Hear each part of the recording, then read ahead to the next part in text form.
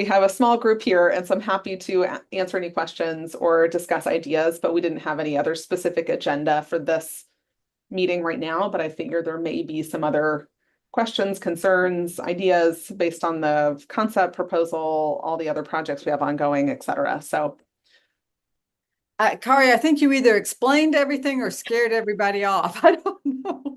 I actually thought this room was going to be huge. And yeah, but it's great. So do you guys have questions?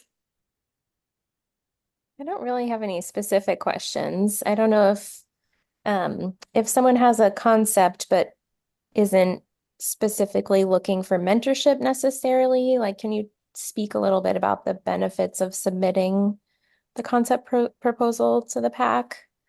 Like, you mentioned support. I don't know if it'll just be helping flesh things out, financial support, like what sort of support?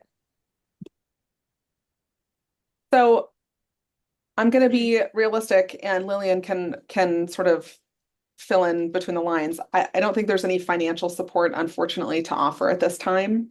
However, I do think that for people who don't have access to resources like a biostatistician and things like that, incorporating other people on your project or getting connected to other people who could be on your project that do have access to those resources, um, that's a huge benefit. Because I might have some idea but have no way to accomplish it. Whereas someone else may not have the idea but have the time or the resources to carry that out.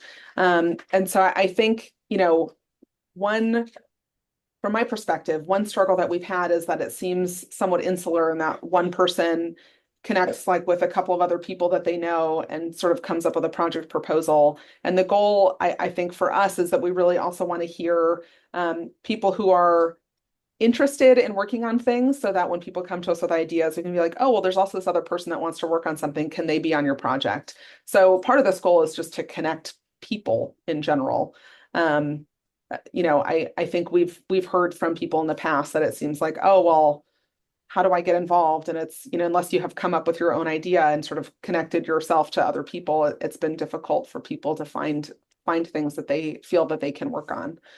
So I think that is part of our goal. I can tell you, as someone who has led one of these projects, it is sometimes very challenging to work across the schedules and the number of institutions that we have. It's a good thing and a bad thing, right? Like, it's great that we have such a collaborative environment in our group, but it's really hard to actually accomplish things. So when I think back on the timeline specifically for the AMH survey project, like, I'd like to have that off my plate, and I'd like to have that off everyone's plate. And so in some of these other projects, as we connect people, having things moved along as far as possible before it's go time, I think will really increase the timeline. And we can actually look back at this as well if we wanted to see sort of the time to getting things accomplished and whether this is helpful or hurtful. But my opinion, after having done this, not just in the PAC in terms of making a concept proposal, also for CCSS and whatnot, it just vastly increases the quality of the work. And then once things have sort of been approved and you have all of that together, it makes the analysis much easier. You've already written part of your paper usually, because the introduction and the methods are mostly written. You already have your tables done.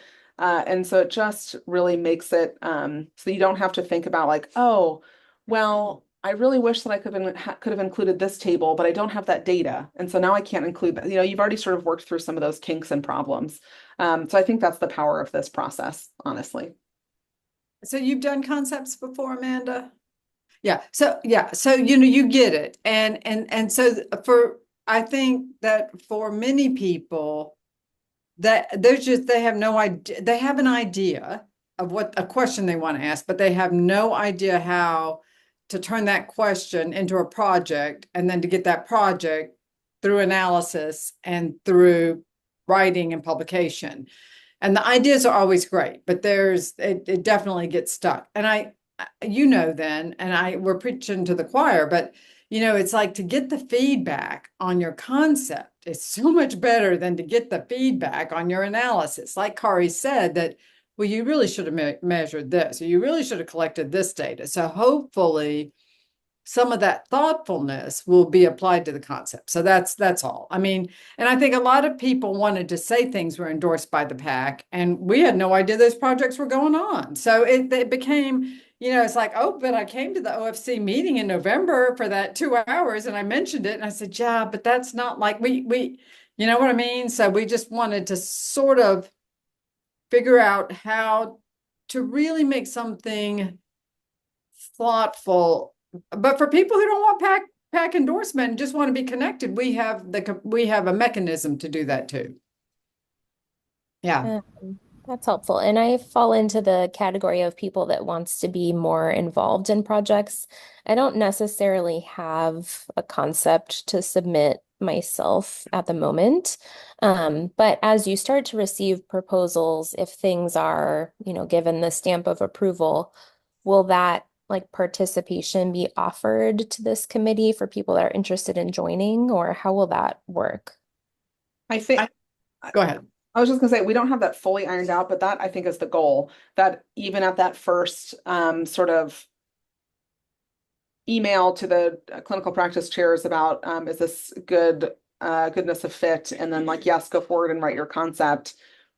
More than one person should be involved in that, right? So we should be having more, that's the perfect time to connect other people. And so I do think Lillian, we probably need to be more prescriptive of what that's going to look like. So do we have some sort of a database or spreadsheet where we're collecting names and keeping them a list, and sort of once you get on a project, if you're interested in other things, you might move to the bottom of the list, things like that. But I think our goal here is that, yes, we want more people to be involved. And as we say, usually at every PAC meeting, it just means that if you volunteer, and Amanda, I know you, so like, this is just the way that it is. Not, there's a lot of times where people are really fired up at the PAC meeting and OFC and really want to get involved. And then suddenly when push comes to shove, emails aren't getting returned or the actual work doesn't get done. So we just want to make sure that people are held accountable, and the people who want to be on these things are committing to the work that it's going to require, just so that everyone has equal opportunities and really can get something accomplished, and we all can feel like we're getting work out. So I like your idea, Kari, and I feel like it percolates up every third conversation that we have, of creating a database. So Amanda, I think you would put in, what are you, like what's your training, what, and what kind of expertise can you bring to a project? Because we have lots of people that want to be involved, but they may or may not have expertise. So I do think that if the person that's submitting the concept says, I really need this kind of a person, we can look at the database and see who might be a good fit.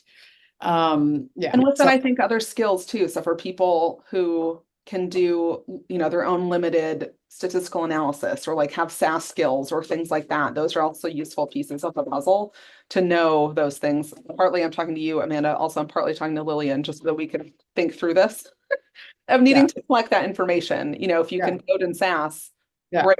Like that's a useful skill that some people can't do. And because most of the projects that we've at least undertaken, they're not grant funded. We don't have money for statistical support and things like that. So it's kind of a feast or famine. You either already have that, or you've got to find it in your institution or somewhere else and figure out how to pay for it, or try and do it yourself.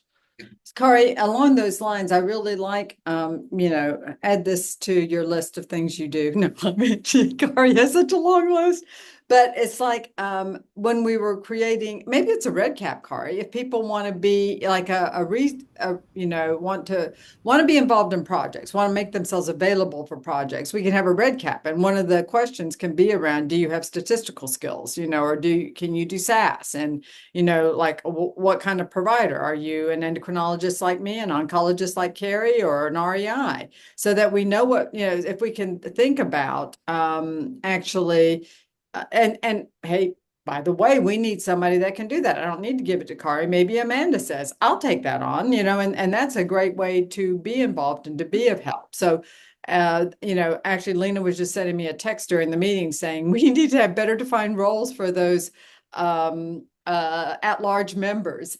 And it could be that. I mean, I don't want to keep hitting Kari with everything, because I twisted her arm last year to get her to be the chair of the clinical practice committee. She goes, I'm never doing working with Lillian again. That's way too much work. But still, we need to spread it out. So that would be, a way to, and somebody could have a real skill at doing that. And I think that would be super. I mean, I keep hearing people percolate up that they want to be mentors. And that's a little bit of Lena and Veronica, and they really like doing that.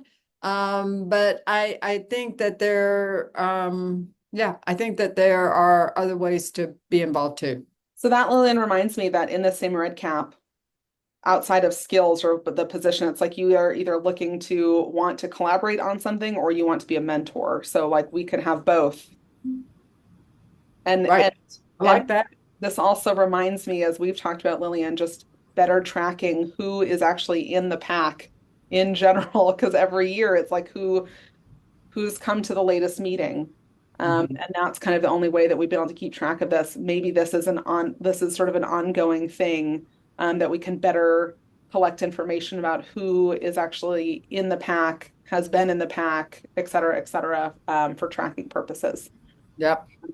So let's put that on the docket for the next PAC meeting. Okay. Yeah, I was gonna say that I think I can actually talk now. I think you Yeah, can hear very me. I am Venetia. I do a lot of I primarily do bone marrow transplant.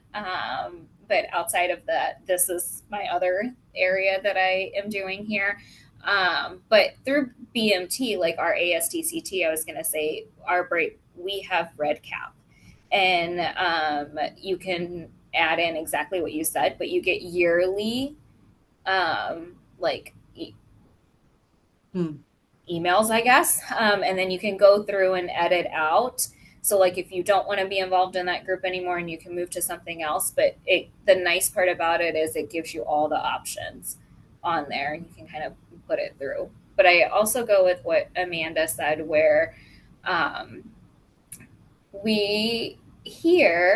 have been I started doing a lot of this when I was a fellow, and then took a break to go do BMT fellowship at UPMC, and then came back and kind of have attempted to, and is working on developing our program here. And I have, in our department, we have like thoughts and ideas of some proposals, but we just don't have the manpower to kind of get it up and go running. So I think this is great to kind of put it out there and even see if it's a good proposal. But then also, like Amanda said, like I would love to also be part of other proposals too.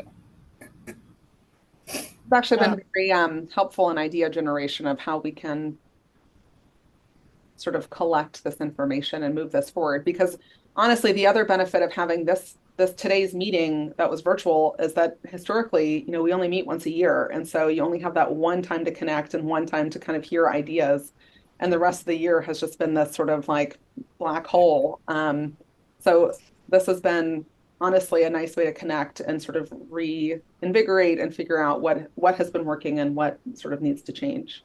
Yeah, and sometimes at the in-person meeting, it's hard to decide which groups to go to, especially before you know exactly what the topics of conversation are going to be. Like I probably align best with clinical practice committee, but I'm also interested in research and education. So, but I'm excited about this. I think that as a non-leadership member, it's been really challenging to get involved in projects. Even when they're presented sort of in venues, it's like this, it's like, there's risk stratification, review, and all these other projects, but there's not as much room for non-leadership members to join project concepts and get involved. So I'm really excited for that opportunity. I'd love to grow in that area. I hear you, and I do think that it's just from this end, it's really hard because we have lots of people that are, saying, I would, I want to be involved in this and I want to be involved in that. And we don't we often don't really even know what that person's expertise is or strengths. And so I really like this idea of having a red cap that could stratify Yeah. that. And I don't think we never want to be exclusive but I can see how it would appear that way. But I also think there have been a lot of people that have said, I want to do that, and then nothing happens, So Sure. how do you sort that out? I mean, because for all of us, this is a voluntary position, right? So I think keep plugging, I love hearing both of your voices today. I think that that's really important. And the other thing I would say, we went from a leadership group of 4 to last year expanding to 12. And I think that's important. And every one of those terms is a 2-year term. So guess what? You guys need to put your name in next time, because, that's how you really get involved and get your finger on the pulse. And it's not that hard, is it, Kari? No. But and you don't have to do that. I certainly I love hearing, I love talking to you today. I love talking to both of you. So I keep at it. Keep, bring us your interests. Help us see what your strengths are so we can plug you into the right place. I think that's what I would say about that. Yeah. Yeah, it sounds like an exciting opportunity. I love this work. I have loved the people I've met through the OFC and gotten to work with. I really have. This is like my favorite meeting by far. Yeah. It's been it's been really great. Yeah, and I just want to echo, I think it'll be great to have some meetings throughout the year. Like this is a good opportunity to discuss more before we all meet in person. Yeah, and I'm sort of glad it was only 4 of us, because I had to I talk to thought both there of would be a you. lot more. I did too, yeah. I was going through, okay, 7 went to education, 7 went to 3 are in clinical practice. I'm going there. So, Kari, I, do you want to say anything else? I was just going to say that as we're conceptualizing this, though, I think it still applies to the research group too, because and maybe in some ways I feel like we need a different word for the research group, right? Because like clinical practice still does research, but it's Right. different. And similarly, I think there's a lot of people that would like to get involved in some of the bigger research projects that there haven't been always the same opportunity. So I think it's the same thing, like the same pool of people that might be interested in either Yeah. or. Yeah, I'm thinking of how we could even, you know, historically our membership has been tied to who comes to the meeting. So how right. can we collect information from people who are never going to come to an OFC meeting because they have a competing meeting or for whatever reason, Yeah, could there be a website form that ties into the red cap, and then that's where our sort of listserv comes from, is really from the red cap. And that way, yes, people who are in it will get an update email or whatever annually to update the information or take themselves off. And I don't know. I'm just trying to picture of how do we operationalize this it will also make our life way easier than having to every year ask who's in which group, and have Holly send out who's in the best for clinical practice, right. who's in research, who's in, because maybe people want to be in all 3, but they didn't get to go to all 3 meetings, and Right. they're not getting the emails from research or education. So, Yeah. um, Yeah, I think having like a shared red cap and sending it yeah. to everyone across the 3 groups is a great idea. And people could specify, if they're really only interested in clinical projects, that's fine. But if I'm really interested in fellow and resident education as well, which is not exactly what the education group is about, but projects that involve fellow and resident education would probably fall under their purview versus the clinical practice committee. So I think having a way to really describe all of your areas of interest would be great for the red cap. And that way, you'll be able to capture, okay, we need a couple more people to work on this project, and they may not be in the education group, but these people have expressed interest in these areas. Yeah, I agree. I think taking a minute to really thinking through what we want to collect on REDCap is going to be important. And I love what you said about, that maybe there's a way to indicate I'm interested in clinical research, I'm interested in basic science research, and that you don't have to pick one, right? You don't have to pick clinical practice or research or education. And the other thing, that another dimension that I would like to add to education is we talked about developing patient education.